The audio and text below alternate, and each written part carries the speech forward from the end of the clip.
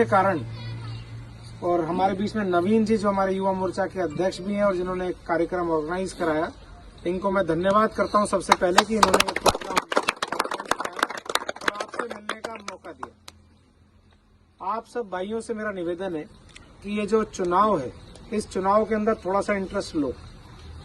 हम ये सोचते हैं कि चुनाव के अंदर हमारा इंटरेस्ट नहीं है, हमारा क्या काम इसके अंदर, हम तो अपनी पढ़ाई कर रहे हैं और पढ़ाई करने के बाद हमारे को ठीक है जैसा है वैसा चलते रहने दे।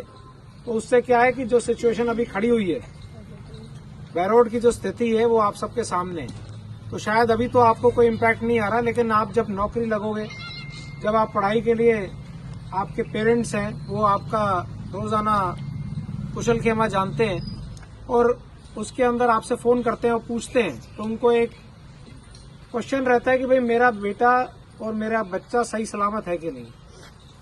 बहरोड की ऐसी स्थिति हो गई है कि यहाँ पर कोई भी सुरक्षित नहीं है। कभी हम बाहर जाते हैं और वहां पर गोलियां चल रही हैं, लूटपाट हो रही है, चोरी डकैतियां हो रही हैं, तो उसके अंदर सीधी सीधी बात है कि आप सबके परिवार भी इसके अंदर इम्पैक्ट कर रहे हैं, दोस्ती यारी और जहां पर भी पढ़ाई करने वाले लोग हैं, सब चीजें, सबको ये सोचना पड़ेगा कि हमें आगे कैसा वातावरण चाहिए। बच्चे स्कूल जाते हैं, स्कूल की बसों के अंदर लड़ाई झगड़े हो जाते हैं, हॉस्पिटल के अंदर गोलियां चल जाती हैं। यहाँ पर चली थी, अपने जिला अस्पताल में गोली चली थी, कॉलेज के अंदर गोलियां चल रही हैं, पुलिस स्टेशन में गोलियां चल रही हैं। और ये सारी चीजें जो हो रही हैं, ये सारी चीजें संरक्षण की वजह से हो रही हैं, जो यहाँ पर विधायक ने अपना संरक्षण दे रखा था। और इस विधायक ने जो भ्रष्टाचार, लूटपाट, चोरी डकैतियों का जो एक यहाँ पर बहरोड को स्थिति खड़ी कर दी है, वो सोचने वाली स्थिति है। और यहाँ पर युवा साथी जब तक ध्यान नहीं देंगे और जब तक आप लोग नहीं सोचोगे भी हमें इसके अंदर इन्वॉल्व होना है राजनीति के अंदर और कैसे, अपने वोट के माध्यम से। अगर आपके पास समय नहीं है राजनीति को देने के लिए, तो वोट देने के लिए तो समय निकाल सकते हो।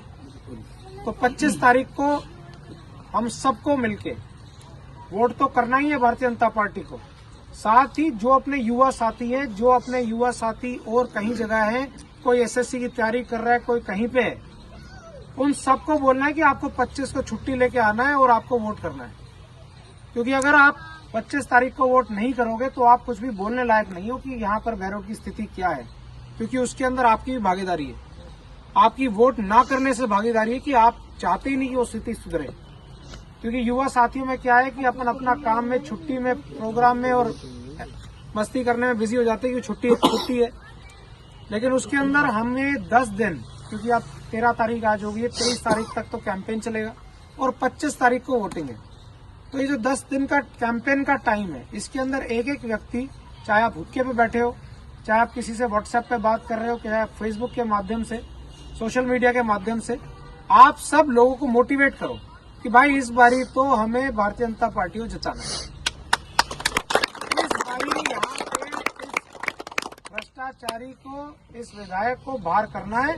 और जो इसने यहाँ पर स्थिति ला दी, जो बहरोड पहले हर चीज के अंदर अच्छी चीजों में नंबर 1 कहलाता था, आज क्राइम के अंदर नंबर 1। भाई आप क्या चाहते हो कि आपका बहरोड इसी नाम से जाना जाए?